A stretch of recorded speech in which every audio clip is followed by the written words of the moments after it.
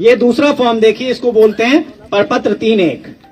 ये है फॉर्म 3-1, इसको भी आपको भरना है। इसमें देखिए सबसे ऊपर में जो है वो लिखा हुआ है अंचल का नाम और जिला का नाम। अंचल आपका बोखरा, जिला आपका सीतामढ़ी। तो अंचल में बोखरा लिख दिए, जिला में आप सीतामढ़ी लिख दिए।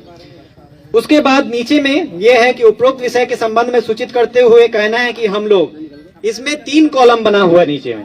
3 कॉलम का मतलब है कि अगर आप लोग एक साथ जमीन जोत रहे हैं, 3 भाई मिलके जमीन जोत रहे हैं या 2 भाई मिलके जमीन जोत रहे हैं, तो यहाँ पर तीनों का नाम लिखाएगा। अगर 2 हैं तो दोनों का नाम लिखाएगा। अगर एक भाई उसको जमीन को जोत रहे हैं, आपको अकेले हिस्सा मिला हुआ है, तो वहां पे एक का नाम दर्ज होगा। ठीक है, यहाँ पे देखिए ऊपर में सबसे पहले ऊपर में 3 कॉलम है, तो जितना भी कॉलम है उतने आप भर दीजिए। अगर एक आदमी उसको जोत रहा है तो एक आदमी का नाम, 2 आदमी जोत रहे हैं तो 2 आदमी का नाम, 3 आदमी उसको मिलकर जोत रहे हैं तो 3 आदमी का नाम वहां पर दर्ज हो जाएगा। उसके नीचे आपका राजस्व ग्राम का नाम है, पुलिस थाना का नाम है, अंचल का नाम है, जिला का नाम है और आपकी जाति है। जाति लिखना आपको कंपलसरी है, क्योंकि खतियान में आपकी जाति लिखी हुई होती है और उसी जाति के अनुसार जो आप अंचल में जाते होंगे जाति प्रमाण पत्र बनवाने, इसी खतियान के बेस पे बनता है।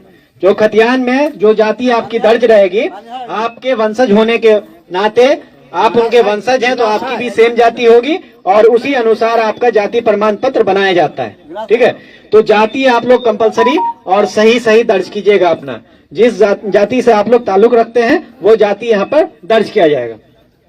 उसके बाद नीचे है पिता का नाम, राजस्व ग्राम का नाम, अंचल, जमाबंदी क्रमांक, खाता, खिस्सा, रकबा, चौहद्दी, ये सारे डिटेल आप जैसे पूर्व में बताया गया है वैसे यहाँ पर भी खाता, खिस्सा, रकबा, चौहद्दी भर दीजिएगा।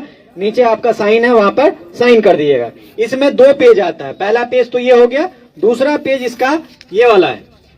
सेम जैसे प्रपत्र 2 में आप भरे थे, सेम यहाँ पर भी यही डिटेल भरा जाएगा। पहला है रैयत का नाम, सह हिस्सेदार का नाम। अगर रैयत का मतलब हो गया कि अगर एक आदमी उसको जोत रहे हो, आप लोग बंटवारा करके एक आदमी को मिला हुआ हिस्सा, तो वहां पर उस आदमी का नाम लिखाएगा। पिता का नाम, आपके पिताजी का नाम लिखाएगा। स्थल का नाम, जो अस्थाई पता आपका है वो आपका स्थल का नाम हो जाएगा। अस्थाई पता जिस गांव में आपका घर होगा वो लिखिएगा। उसके बाद खाता नंबर है, खिस्सा नंबर है, रकबा है और चौहद्दी है। आपका जो खाता संख्या है, खिसरा संख्या है, जो रकबा है और आपकी जो वर्तमान चौहद्दी है वो वहां पे दर्ज करना है। उसके बाद जमाबंदी संख्या, जो जमाबंदी संख्या आपको प्राप्त है, जिसके अनुसार आप रसीद कटवा रहे हैं, वो जमाबंदी संख्या यहाँ पर दर्ज होगा। उसके नीचे साइन है, साइन कर दीजिएगा। ये 2 तरह का फॉर्म है, ये दोनों फॉर्म आप भर के शेर कार्यालय में जमा कीजिएगा। अब आप लोग एक बात सुन लीजिए कि इसके साथ साथ कौन सा दस्तावेज लगाना है, कौन कौन सा पेपर लगाना है जो आपको इसके साथ अटैच करना है। सबसे पहला होता है खतियान। सबसे पहला जो प्रूफ होता है वो खतियान होता है। तो खतियानी जमीन आपके पास है, अगर खतियानी जमीन आपके पास है और आप उसको जोत आबाद कर रहे हैं, तो खतियानी रैयत अगर आपके पूर्वज थे तो आप उसमें खतियान का फोटोकॉपी और उसके साथ वंशावली का फोटोकॉपी लगाइएगा। अगर आपका बंटवारा हो गया है तो बंटवारा नामा लगाइएगा और अगर बंटवारा नहीं हुआ है तो फिर वो यथावत आपके नाम से, जो आपके पटीदार लोग होंगे सबके नाम से सम्मिलित खतियान बन जाएगा। इस सर्वे में आप लोगों के पास ऑप्शन है कि अभी आप लोग बंटवारा करवा सकते हैं। जो काम आप लोग अंचल में दौड़ भाग करके करवाते थे, जमाबंदी अलग करवाते थे और अलग अलग अपना जोत आबाद करते थे, वही काम और उससे बड़ा काम अंचल में जो होता है, जमाबंदी जो कायम होती है, वहां पे सिर्फ रकबा का बंटवारा होता है। आप लोग देखते होंगे कि अगर किसी के पास 10 डिसमिल जमीन है और उसका 4 औलाद है, तो चारों औलाद के नाम से 2.5 डिसमिल का जमाबंदी कायम होता है, लेकिन नक्शा नहीं बनता है। सिर्फ आपका रकबा बंटवारा हो जाएगा लेकिन नक्शा नहीं कटेगा, और नक्शा जब तक नहीं कटेगा तब तक झगड़े का वो घर रहेगा। तो इसीलिए सर्वे में आप लोगों के पास ऑप्शन है कि आप लोग बंटवारा करवा सकते हैं और बंटवारे के अनुसार जो शेड्यूल आप हमको दीजिएगा उसके अनुसार हम आपका नक्शा भी काट देंगे, नक्शा भी अलग अलग बना देंगे और आपका हिस्सेदारी जो आपका रकबा है वो भी अलग अलग आपके नाम पे दर्ज कर दिया जाएगा। इस सर्वे में ये प्रावधान आप लोगों को दिया गया है। उसके लिए आप लोगों को एक शेड्यूल बनाना पड़ेगा जिसपे सभी पक्ष की सहमति होनी चाहिए। अगर 4 भाई हैं तो चारों भाई सहमत होने चाहिए और चारों भाई का उस पे साइन होना चाहिए। सहमति का मतलब साइन होना चाहिए। अगर साइन किया हुआ है, सहमति दिया हुआ है, तो फिर हम आप लोगों का अलग अलग खतियान भी बना देंगे और अलग अलग नक्शा भी आपका दर्ज कर देंगे।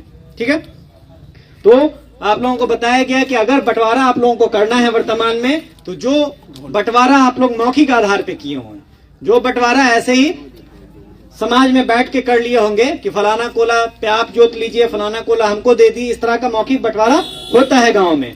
तो अगर मौखिक बंटवारा कोई भी है आपका, तो उस मौखिक बंटवारा को पेपर पे उतार लीजिए। एक पेपर लीजिए, पेपर पे उस बंटवारा का शेड्यूल बनाइए, सभी पक्ष का साइन लीजिए उस पे। आपके गांव के जो जनप्रतिनिधि होते हैं, जिनके उपस्थिति में बंटवारा किया जाएगा, उस जनप्रतिनिधि का साइन ले लीजिए, जिसमें आपके सरपंच होंगे, मुखिया होंगे, पंच होंगे, या फिर आपके जो समाज के प्रशिक्षित लोग होते हैं, उनका नाम या उनकी गवाही वहां पर दर्ज होगी, उनका साइन वहां पर दर्ज रहेगा। तो इन लोगों के साइन के बाद अगर सभी पक्ष सहमत हैं, तो उसके आधार पर हम आपका नया अलग अलग खतियान भी बना देंगे और अलग अलग नक्शा भी बना देंगे। ठीक है, दूसरा केस आता है कि आपके पास केवाला की जमीन है, केवाला वाली जमीन है। तो अगर केवाला वाली जमीन आपके पास है और केवाला आपके नाम से है, तो आपको केवाला का जेरॉक्स लगाना पड़ेगा और अपना आधार कार्ड लगाना पड़ेगा। लेकिन वही केवाला अगर आपके पूर्वजों के नाम पर है, जिनकी मृत्यु हो गई हो, जैसे आपके पिताजी के नाम पे केवाला है और पिताजी की मृत्यु हो गई है, तो वैसी स्थिति में आपको केवाला का फोटोकॉपी लगाना पड़ेगा, आपको अपना वंशावली का फोटोकॉपी लगाना पड़ेगा और आधार कार्ड का फोटोकॉपी लगाना पड़ेगा। सेम स्थिति बनती है कि अगर आपके पूर्वज के नाम पे केवाला था, तो आपके भाइयों और बहनों के बीच में अगर उसका बंटवारा हो गया है, तो बंटवारा के अनुसार अलग अलग हिस्सा बन जाएगा, अलग अलग नक्शा बन जाएगा। और अगर बंटवारा नहीं हुआ है, तो सभी के नाम से सम्मिलित अकाउंट बन जाएगा, सम्मिलित खतियान बन जाएगा। एक ही खतियान चारों भाई, पांचों भाई, जितने भी भाई होंगे, सबके नाम से बन जाएगा।